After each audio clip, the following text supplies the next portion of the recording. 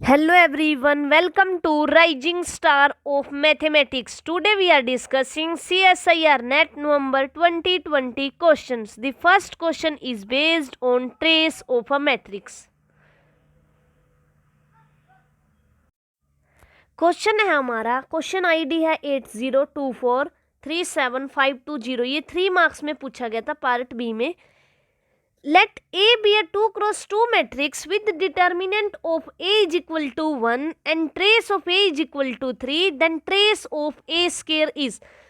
जब हमें किसी भी मैट्रिक्स का डिटर्मिनेंट और ट्रेस पता हो तो हम उसकी हेल्प से उसकी कैरेक्टरिस्टिक पोलिनोमियल बना सकते हैं, और अगर हमें इसकी जो आइगन वैल्यू एक ही पता चल जाए तो उसकी हेल्प से हम आइगन वैल्यूज ए स्क्वायर की फाइंड कर सकते हैं। ठीक है, तो जो सबसे पहला रिजल्ट है इसमें यूज होगा वो है sum of the all eigen values of a matrix is equal to trace of a matrix.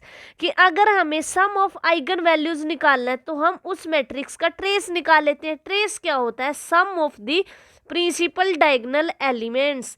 जैसे यहाँ पर ये है A11 A22 एंड A33, तो जो इस मैट्रिक्स का ट्रेस आएगा वो आएगा A11 A22 प्लस A33। ठीक है, उसके बाद जो सेकंड रिजल्ट है वो है product of the eigen values of a matrix is equal to the determinant of the matrix.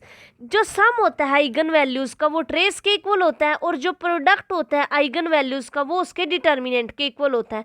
उसके बाद थर्ड रिजल्ट, जब हमें ए मैट्रिक्स की आइगन वैल्यूज पता हो तो उसकी हेल्प से हम A square A cube A4 A की पावर 4 एंड A की पावर 5 किसी की भी आइगन वैल्यूज फाइंड कर सकते हैं। ठीक है, ये रिजल्ट होता है if lambda is an eigen value of a matrix A then lambda raise to power K is an eigen value of A raise to power K where K is a positive integer. ठीक है, उसके बाद जो last result इसमें use होगा वो है the characteristic equation of 2x2 matrix A is equal to lambda square minus trace of A lambda plus determinant of A is equal to 0। तो जो इसमें फर्स्ट रिजल्ट यूज हुआ, इसमें जो फर्स्ट रिजल्ट यूज हुआ वो हुआ कि sum of eigen values trace के इक्वल होता है। सेकंड रिजल्ट यूज हुआ वो है product of eigen values determinant के इक्वल होता है। थर्ड रिजल्ट जो यूज हुआ कि अगर लैम्डा हमारी आइगन वैल्यू है ए की तो लैम्डा स्क्वायर ए स्क्वायर की आइगन वैल्यू होगी, लैम्डा क्यूब ए की पावर क्यूब की आइगन वैल्यू होगी। उसके बाद जो थर्ड रिजल्ट यूज हुआ वो हुआ कि करेक्टरिस्टिक इक्वेशन कैसे बनाते हैं, lambda square minus trace of A lambda plus determinant of A is equal to 0।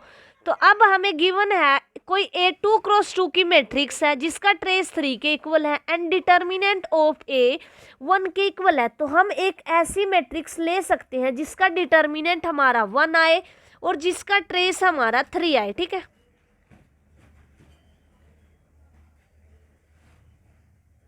ये मैट्रिक्स हमने ले ली। मान लेते हैं ये हमारी ए मैट्रिक्स है। अगर इसका ट्रेस निकाले, ट्रेस होता है सम ऑफ प्रिंसिपल डायगोनल, तो trace of A is equal to 3 यहाँ से आ रहा है। और अगर डिटर्मिनेंट ऑफ ए फाइंड करें हम, यहाँ से आएगा 2 - 1 इज इक्वल टू 1। तो हमें एक ऐसी ही मैट्रिक्स लेनी थी जिसका जो ट्रेस है वो 3 हो और डिटर्मिनेंट उसका 2 हो। ये हमारे पास शॉर्टकट मेथड की कैसे हम एक एग्जाम्पल की हेल्प से 3 ऑप्शन को डिस्कार्ड कर सकते हैं। हम किसी भी ऑप्शन को एग्जाम्पल की हेल्प से ट्रू नहीं बोल सकते, लेकिन अगर हम एग्जाम्पल की हेल्प से 3 ऑप्शन को कट कर देते हैं तो हमारा एक ऑप्शन सही हो जाता है। तो यहाँ हमने एक एग्जाम्पल लिया a इज इक्वल टू 2 1 1 1। इस मैट्रिक्स का जो ट्रेस है वो 3 आ रहा है और जो इस मैट्रिक्स का डिटर्मिनेंट है वो 1 आ रहा है। ठीक है, अब हमें निकालना है ए स्क्वायर। ठीक है, क्योंकि क्वेश्चन में उसने ट्रेस ऑफ ए स्क्वायर बोला है। तो जो मैट्रिक्स ली थी वो कुछ ये थी 2 1 1, ये ए होगी। अब ए स्क्वायर फाइंड करते हैं। ए स्क्वायर उसमें क्या करेंगे, ए स्क्वायर में ए इंटू ए कर देंगे। तो यहाँ पे लिख लेती हूँ 2 1 1। तो जो इसका जो प्रोडक्ट आएगा, इसका फर्स्ट रो इसके फर्स्ट कॉलम से मल्टीप्लाई होगा, तो यहाँ से आ जाएगा 5 और यहाँ से आ जाएगा 1 2 प्लस 3। ठीक है, यहाँ से आ जाएगा ये इसके साथ 2 इंटू 1 प्लस 1 3 और ये 1 प्लस 1 1 आ गया। अब इसका जो ट्रेस आया है मेरे पास, ये यहाँ पे 2 आ जाएगा। ठीक है, अब हम देखते हैं कि हमने एक ऐसी मैट्रिक्स ली जिसका डिटर्मिनेंट हमारा 1 आ रहा है और ट्रेस जिसका 3 आ रहा है। और हमने ए स्केयर फाइंड कर लिया। अब ए स्केयर का जो ट्रेस होगा वो होगा मेरे पास यहाँ से 7, ठीक है। तो एक ऐसी मैट्रिक्स जिसका डिटर्मिनेंट 1 था, ट्रेस 3 था, उसका जो ट्रेस ऑफ ए स्केयर आया वो 7 आया। तो इट मीन्स ये वाला 9 नहीं आया, 10 नहीं आया, 2 नहीं आया। ये 3 ऑप्शन यहाँ से डिस्कार्ड हो गए कि अगर मैंने एक ऐसी मैट्रिक्स ले ली जिसका डिटर्मिनेंट 1 है और trace A is equal to 3 है, तो ट्रेस ऑफ ए स्केयर है वो मेरा 7 के इक्वल आएगा, क्योंकि ये 3 ऑप्शन मेरे इस एक एग्जाम्पल से कट हो गए, ठीक है। अब सेकेंड अप्रोच कि हम कैसे बाय मेथड पहुंच सकते हैं इससे, ठीक है। अब given A is a 2x2 matrix having trace of A is equal to 3 and determinant of A is equal to 1, तो जो हमारी कैरेक्टरिस्टिक इक्वेशन होगी वो कुछ इस टाइप से, lambda square minus trace of A lambda plus determinant of A is equal to 0, ठीक है। अब ट्रेस ऑफ ए की वैल्यू 3 गिवन है और डिटर्मिनेंट ऑफ ए की वैल्यू 1 गिवन है, तो यहाँ से हमारे पास एक कैरेक्टरिस्टिक इक्वेशन आ जाएगी और कैरेक्टरिस्टिक इक्वेशन की हेल्प से हम आइगन वैल्यूज फाइंड कर सकते हैं। तो हमारी जो कैरेक्टरिस्टिक इक्वेशन है वो कुछ इस टाइप से बनी, ठीक है। तो यहाँ से जो लैम्डा की वैल्यू है वो ये आएगी, तो ये आगे 3 प्लस माइनस अंडर रूट 5/2, ये यहाँ पे निकाली गया। अब आइगन वैल्यूज ऑफ ए, जो ए मेरी मैट्रिक्स है उसकी आइगन वैल्यू होगी मेरे पास 3 plus under root 5/2 and 3 minus under root 5/2। अब एक रिजल्ट पढ़ा था कि अगर लैम्डा मेरी आइगन वैल्यू होती है ए की, तो जो लैम्डा स्केयर है वो आइगन वैल्यू होती है ए स्केयर की। तो मेरे को यहाँ ए की आइगन वैल्यूज मिल गई और आइगन वैल्यू मेरे को ए स्केयर की चाहिए, और sum of eigen values trace के इक्वल होता है, वहाँ से फाइंड हो जाएगा। तो eigen value of A square is equal to 3 plus under root 5/2 and 3 minus under root 5/2। तो eigen value of A square are 3 plus under root 5/2 का whole square and 3 minus under root 5/2 का whole square. तो अब इसका trace निकालना है square का, तो वो होता है मेरा सम ऑफ आइगन वैल्यूज। तो 3 प्लस अंडर रूट 5/2 का whole square plus 3 minus under root 5/2 का होल स्केयर। तो जैसे ही यहाँ से इस को ओपन करेंगे तो यहाँ से आ जाएगा 9/4, और अगर यहाँ से ये फॉर्मूला लगाएंगे a प्लस बी का whole square is equal to a minus B का whole square is equal to 2 times a square plus 2 times b square. तो इस फॉर्मूले की हेल्प से मेरे पास ये आएगा 2 इंटू 3/2 का whole square plus 2 into under root 5/2 का होल स्केयर। तो अब इसको हम ओपन करते हैं तो यहाँ से मेरे पास 9/4 बन जाएगा, प्लस अब 2 से ये 2 कैंसिल हो जाएगा तो 5/2। अब 2 मैंने कॉमन ले लिया तो यहाँ से है 14, तो ये 7। तो यहाँ से trace of A square is equal to 7। हमने यहाँ पर 2 मेथड डिस्कस किए हैं, एक तो एक एग्जाम्पल लेके 3 ऑप्शन को डिस्कार्ड कर दिया और एक ऑप्शन जो बचा वही हमारा आंसर हो गया, और एक सेकंड जो हम अप्रोच से सीख सकते हैं कि कैसे हमें क्या अप्रोच यहाँ पर अप्लाई करनी है। हमने एक कैरेक्टरिस्टिक इक्वेशन बनाई, उसकी हेल्प से आइगन वैल्यूज निकाल ली ए की, और उसके बाद हमने ये चीज़ यूज़ की कि अगर लैम्डा आइगन वैल्यू है ए की तो लैम्डा स्केयर आइगन वैल्यू होती है ए स्केयर की, तो आइगन वैल्यूज रख ली। उसके बाद एक फॉर्मूला यूज़ किया कि sum of eigen values is equal to the trace of that matrix. तो यहाँ पर ट्रेस ऑफ ए स्केयर के लिए सम ऑफ आइगन वैल्यूज कर दिया ए स्केयर की, तो यहाँ से आंसर आ गया 7। ये 7 हमारा ऑप्शन 4 में दिया हुआ था, यहाँ से 4th ऑप्शन करेक्ट हो गया। नेक्स्ट क्वेश्चन भी हमारा 3 मार्क्स में पूछा गया था। Let A be n cross n matrix such that the set of all its non zero eigen values has exactly R elements, कि ए कोई भी n क्रॉस n की मैट्रिक्स है और जितनी भी इसकी नॉन जीरो आइगन वैल्यूज हैं उसके अंदर एग्जैक्टली आर एलिमेंट्स हैं। Which of the following statement is true? First option है rank of A less than और equal to R. Second, if R is equal to 0 then rank of A less than n-1। Third option rank of A greater than equal to R. Fourth option A square has और distinct non zero eigen values. ठीक है, अब इसमें बोला है, इसमें हम अगर एक काउंटर एग्जाम्पल ढूंढ लें ऐसे कि जिससे ये हमारे 3 ऑप्शन डिस्कार्ड हो जाए तो हमारा क्वेश्चन बन जाएगा। तो यहाँ पर जो आर है वो है हमारे पास set of all its non zero eigen values has exactly R elements.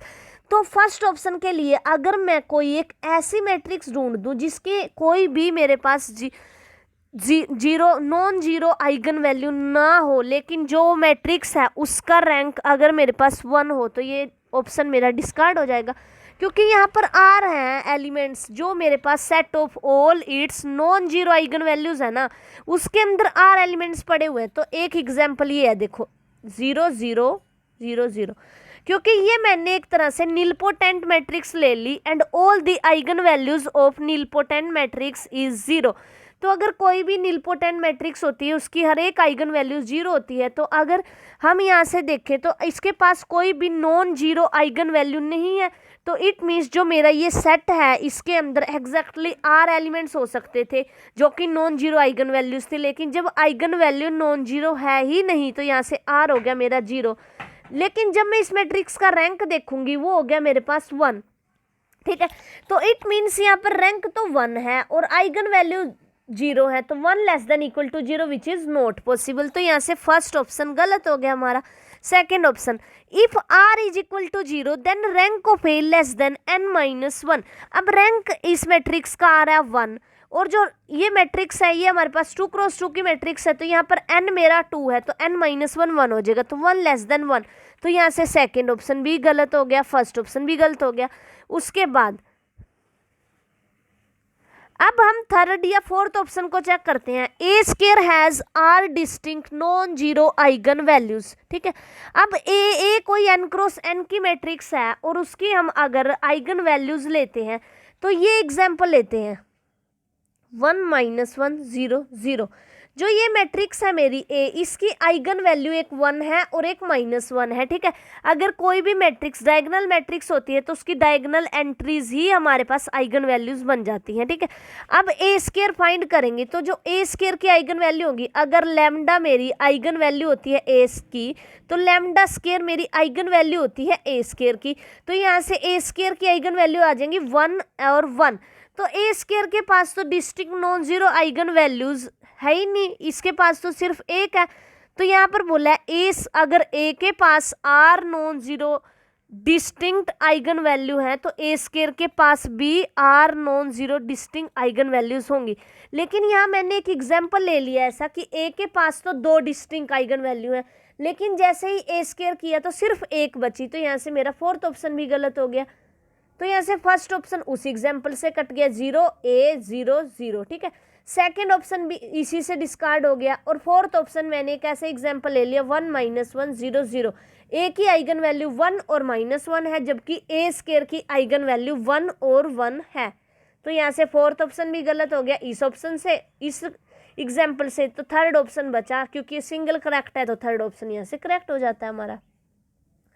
अब इसमें देखते हैं, यहाँ पर भी take A is equal to 0 0 A 0, ये हमारी सुपर अपर ट्रायंगुलर मैट्रिक्स है, नीलपोटेंट मैट्रिक्स है। नीलपोटेंट की ऑल आइगन वैल्यू 0 होती हैं, तो यहाँ पर आर हमारा 0 हो गया, लेकिन जो रैंक है वो 1 हो गया। तो 1 is not less than equal to 0 implies that option 1 is false.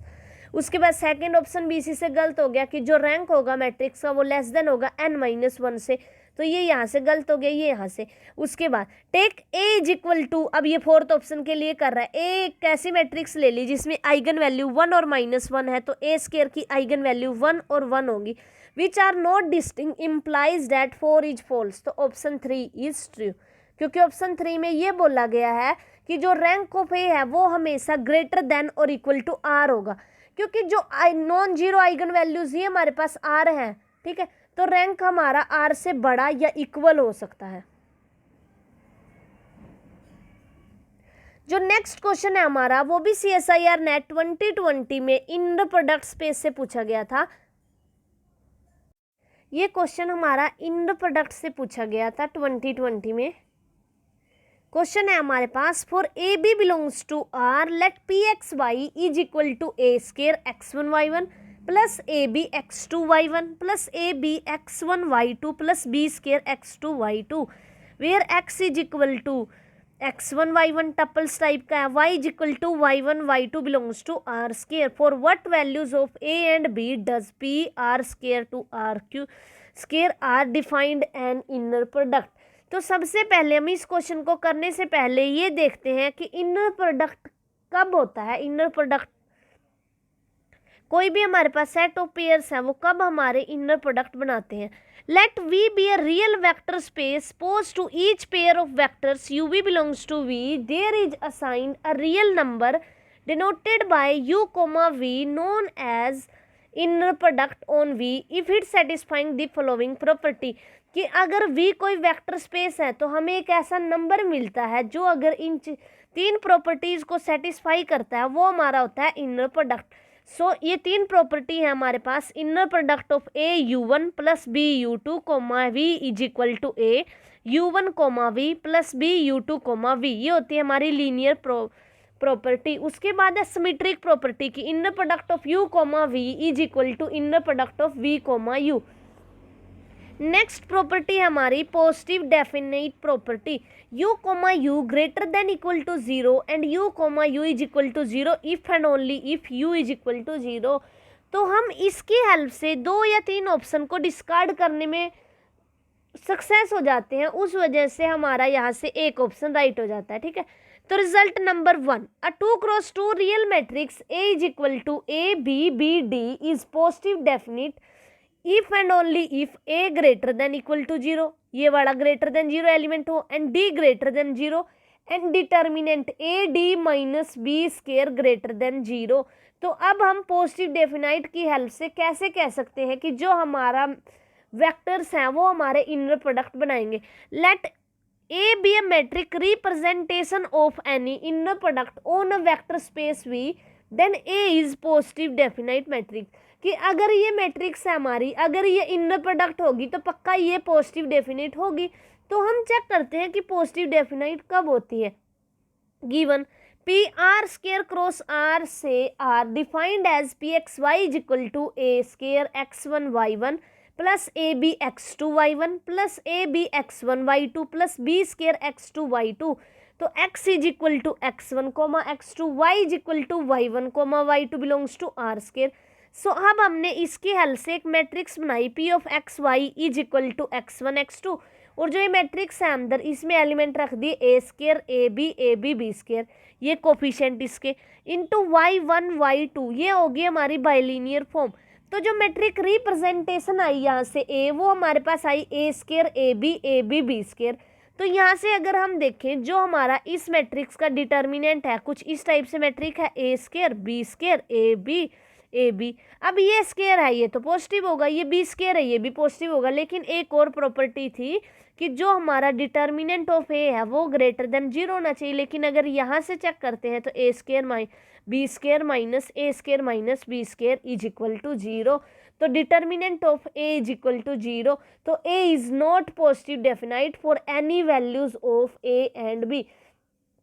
तो अगर हम इस स्टेटमेंट का कंट्रा पॉजिटिव देखें, let A B a metric representation of inner product on vector space V, then A is positive definite matrix. ठीक है, तो अब अगर हम ये देखें कि A is not positive definite, then the A is not metric representation of inner product. ठीक है, तो यहाँ से हम कंट्रा पॉजिटिव से ये बोल सकते हैं कि जो हमारा गिवन पी एक्स वाई है वो हमारा इनर प्रोडक्ट नहीं बनाएगा for any value of A and B.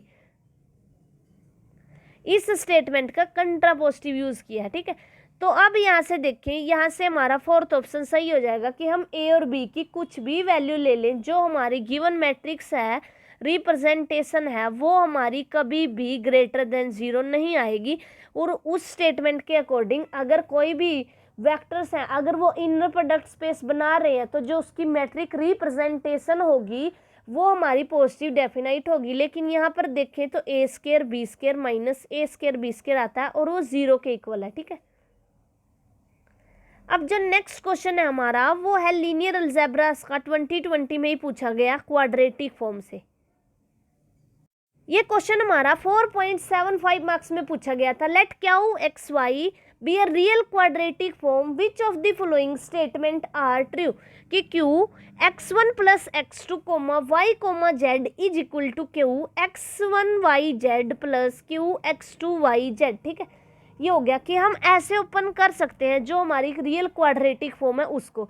उसके बाद सेकेंड ऑप्शन ये, थर्ड ये, तो हम कोई भी एक रियल क्वाड्रेटिक फॉर्म लेके चलेंगे और उस पर ये 4 ऑप्शन अप्लाई करके देखेंगे कि इनमें से कौन सा ऑप्शन हमारा सही होता है। An expression Q in n variables is called quadratic form if it is homogeneous expression of degree 2। कि हम किसी भी एक्सप्रेशन को क्वाड्रेटिक फॉर्म तब बोलते हैं जब वो हमारा होमोजीनियस एक्सप्रेशन होता है डिग्री 2 में। उसके बाद a quadratic form is said to be real quadratic form if its matrix representation A is over a real field R and common vector X is in the vector space Rn। कि जब जो हमारी entries हैं वो भी real हों और जो हमारे कॉलम वेक्टर्स हैं वो भी Rn से आए, ठीक है, तब हम उसको रियल क्वाड्रेटिक फॉर्म बोलते हैं। तो अब हमें चेक करना है, हम एक एक ऑप्शन लेके चेक करेंगे। Given Q x y z be a real quadratic form, तो हमने एक रियल क्वाड्रेटिक फॉर्म ली, Q x y z is equal to x square plus y square plus z, x y z belongs to R which is a real quadratic form. तो अब हमने first option consider किया। फर्स्ट ऑप्शन में हमें पूछा गया है कि जो हमारा Q x1 plus x2 comma Y comma z है, क्या वो हमारा इक्वल हो सकता है Q x1 comma y Z plus Q x2 comma Y comma z. तो यहाँ से सबसे पहले हम Q x1 plus x2 comma Y comma z find करते हैं। तो यहाँ ये इस टाइप से डिफाइंड है कि x square plus y square plus z square हो जाता है।